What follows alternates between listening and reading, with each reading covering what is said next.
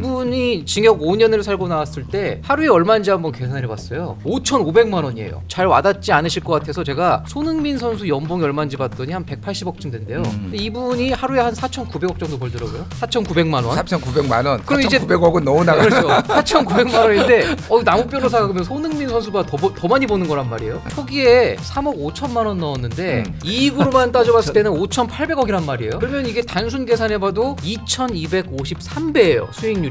엔비디아 아무리 사고 비트코인 아무리 사도 이 수익률은 찍을 수가 없어요. 적반하장도 유분수지. 그거 다 범죄 수익인데 그 돈을 토해낼 생각은 안 하고 오히려 그 돈 원래 내 돈이니까 다 돌려달라 이렇게 생각할 것 같아요. 나한테 받아갈 돈도 사실 없었는데 검찰이 무리하게 보전을 해놨었던 거고 이제 항소 포기하면서 완전히 이 돈을 법적으로 가져갈 근거가 없었으니까 이제 내 돈 찾아가야겠다라고 네. 생각하는 것 같아요.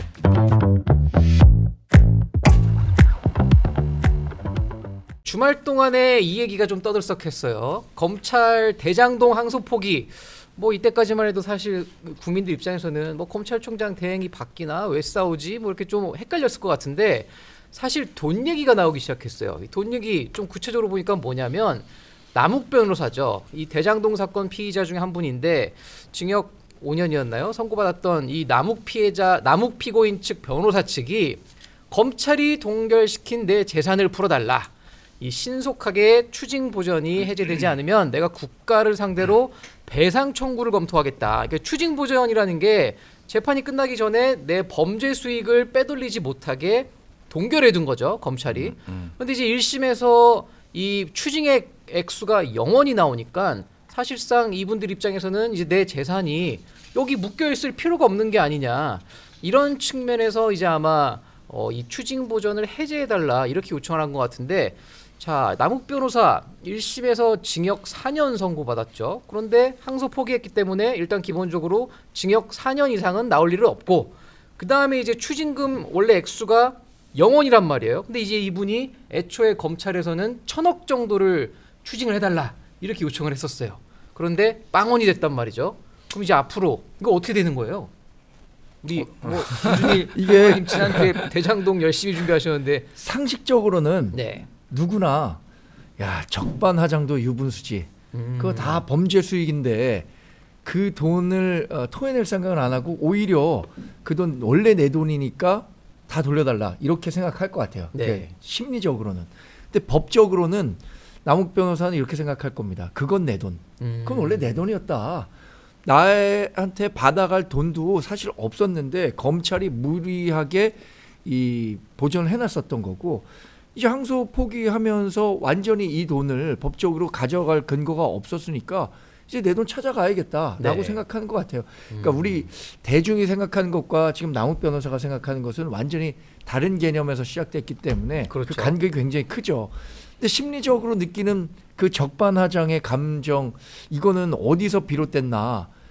어쩌면 이거 그 항소를 통해서 찾을 수도 있었는데 뭐 그걸 딱 다 찾는다라고 단언하기는 어렵습니다만 찾을 수 있는 기회가 있었음에도 불구하고 포기했으니까 그 비난의 화살이 이제 법무부나 검찰에 검찰로 가는 거다. 있는 거겠죠. 그러니까 이 1,000억 제가 계산해봤더니 이분이 징역 5년을 살고 나왔을 때 하루에 얼마인지 한번 계산해봤어요. 5,500만 원이에요. 이 5,500만 원 잘 와닿지 않으실 것 같아서 제가 손흥민 선수 연봉이 얼마인지 봤더니 한 180억쯤 된대요. 근데 이분이 하루에 한 4,900억 정도 벌더라고요. 4,900만 원. 4,900만 원. 그럼 이제 4,900억은 너무 나가. 그렇죠. 4,900만 원인데 남욱 변호사가 그러면 손흥민 선수가 더 많이 버는 거란 말이에요. 이 돈 다 그대로 가져갈 수 있을 거라고 보세요? 우리 김 평론가님 어떻게 보세요? 가져갈 가능성이 높죠. 그러니까 제가 뭐 기억하시겠지만 지난주에 이거에 대해서 굉장히 비판적으로 얘기를 했는데 사실관계는 좀 명확하게 이제 할 필요가 있는 거예요. 무슨 얘기냐면은 네.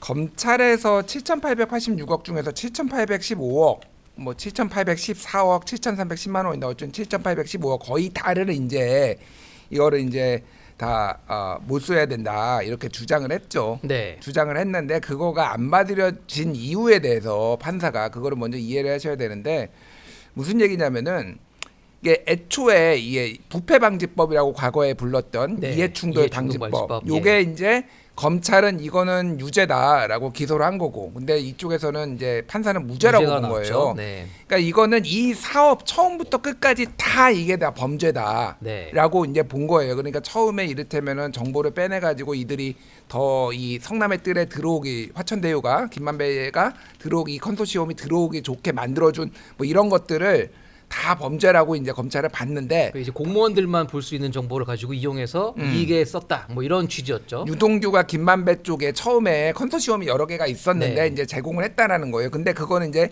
공소시효가 지났다는 겁니다. 아. 이해충돌 방지법이 7년인데 검찰에서 그 2015년 3월인가 그걸로 기점으로 봤어요. 그러니까 네. 이 사업이 시작된 그 선정된.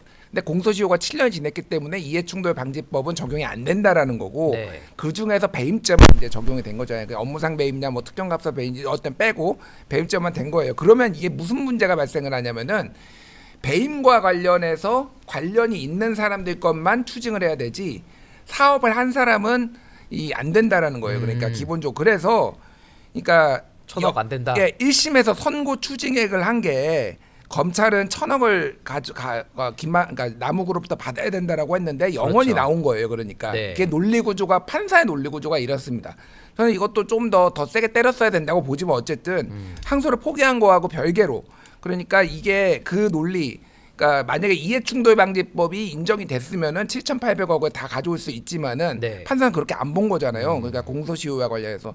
그러니까 이거는 김만배 입장에서는 어쨌든 본인이 일을 하나도 안 한 건 아니고, 그렇죠. 그게 과하다 아니다라는 거 있지만 이를테면 택지 다 수용하고 그리고 다 아파트 분양하고 이런 것들이 업무가 있었기 때문에 그거를 1,000억이 과하다 아니다는 감정상의 문제지, 네. 이거를 다 민간이 일을 해가지고 번 거를 다 몰수하는 거는 안 된다라는 게 판사의 논리였어요. 그러니까 네. 근데 그렇게 된 거고, 여기에서 어쨌든 항소를 포기를 함으로 인해서 더 이제 다퉈볼 여지는 없어진 거고, 이제 이게 사실상 확정이 됐다, 이익이. 이렇게 보면 되는 거죠. 자, 그래서 그런지 이제 남욱 변호사 최근에 이제 본인이 설립한 법이 하나 있었어요. 근데 이 역삼역 근처에 한 375평 정도 되는 토지가 있어요. 지금 이제 주차장으로 쓰고 있는데 애초에 21년도쯤에 한 300억에 매입을 하셨다고 해요. 그런데 이거를 최근에 500억에 팔겠다고 내놨다고 합니다. 이거 어떻게 될까요? 실제로 팔릴까요? 그럼 이분들 재산 이거 추징 못하는 거 아닌가요? 하여튼 2021년에 300억대 팔아 샀고 2025년에 500억대, 200억의 시세 차익이 강남 땅에서 네. 사실 불가능했었던 건 아닐 것 같아요. 왜냐하면 2021년부터 2025년까지 지금 강남 아파트 오른 가격이나 이걸 생각하면 어떻게 생각하면 좋은 곳에 사게 된 셈이죠. 그렇죠. 근데 왜 좋은 곳에 살 수 있었을까? 그때 당시에 자금력이 충분했기 때문에 아마 뭐 좋은 곳에 살 수 있었을 겁니다.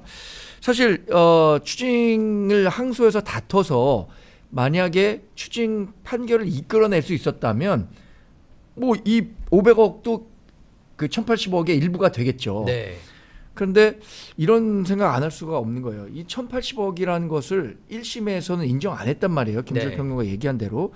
근데 법원에 따라서 또 검찰이 갖고 온 보강 수사에 따라서 얼마든지 항소 결과는 달라질 수 있는 거잖아요. 그렇죠. 가장 단적인 예로 이재명 대통령이 딱 1년 전에 네. 공직선거법과 관련해서 1심에서 유죄 판결을 받았어요. 맞습니다. 근데 2025년 3월인가요? 2심에서는 어떻게 받았습니까? 다 무죄 받았습니다. 그렇죠.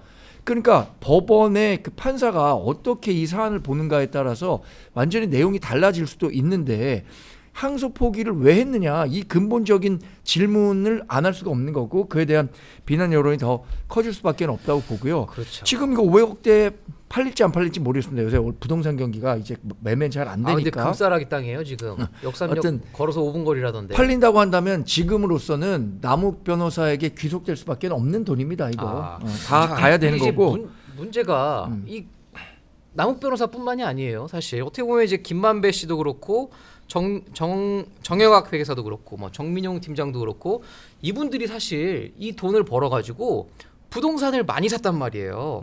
뭐 저기 누구야 김만배 씨 본인 이름 뭐 가족 명의 해가지고 단독주택도 사고 빌라도 사시고, 이분들 지금 수익이 김만배 씨 같은 경우는 추징액 수를 빼더라도 5,680억이에요. 뭐 이분은 뭐 거의 손흥민 선수의 3배 정도 하루에 한 1억 5천 정도를 버시는 분인데 자, 이분들 앞으로 계속 이런 식으로 범죄 수익 처분하게 되면 이거 수익 환수 못 하는 거 아닌가요? 정성호 장관 민사 소송해가지고 받을 수 있다 그랬는데 이게 가능한 시나리오라고 보세요? 아니 뭐 신상진 성남시장이 네. 이제 가압류를 또 한다는 거 아니에요. 네. 그러니까 제가 먼저 입장을 말씀 지난주에도 그렇고 저는 그랬고 무조건 항소는 하는 게 맞다고 봐요. 그렇죠. 그러니까 당연히 이게 이해충돌 방지법이 인정이 안 되더라도 2심에서 바뀔 수도 있고 바뀔 가능성이 높지는 않아 보이지만 뭐가 됐든 검찰은 검찰의 일을 하면 되는 거고 최선의 일을 다하면 되는 건데 그러니까 이게 김만배가 벌어들인 돈 자체가 이게 전체가 그런 불법이 아까 얘기했지만은 이게 어디까지 우리가 이제 인정을 범죄로 해야 볼 돼- 것이냐. 범죄로 볼 것이냐 이 문제는 남아 있어요. 그러니까 네. 근데 과도하게 많이 벌었죠. 그러면은 왜그 민관 합동으로 했을 때 그때 성남 도시개발공사가 가져갈 수 있는 이익을 확정 금액으로 했느냐. 네. 그게 이제 이 배임죄 이재명과 정진상의 배임죄의 핵심이거든요. 그러니까 그게 이제 배임이다라는 건데 그 당시에는 또 이거를 확정 금액으로 하는 게 안정성 측면에서는 더 높다. 근데 문재인 정부 때 부동산 가격이 폭등을 하면서 그 가격이 이제 너무 뛰어버린 거예요. 사실 그렇죠. 그래서 안정장치를 마련해 놓느냐 아니냐 이제 이게 핵심이었는데 그거를 안 해놓고 확정 금액만 가져가는 걸로 이렇게 돼버렸으니 이게 이제 이재명 배임죄 핵심이고 뭐가 됐든 저도 배 아파요. 아, 배 아프세요? 배 아픈데 뭐 어떻게 하겠어 이거를. 그러니까, 이분들이 사실 초기에 3억 5천만 원 넣었는데 음. 이익으로만 따져봤을 때는 5,800억이란 말이에요. 음. 그러면 이게 단순 계산해봐도 2,253배예요 수익률이.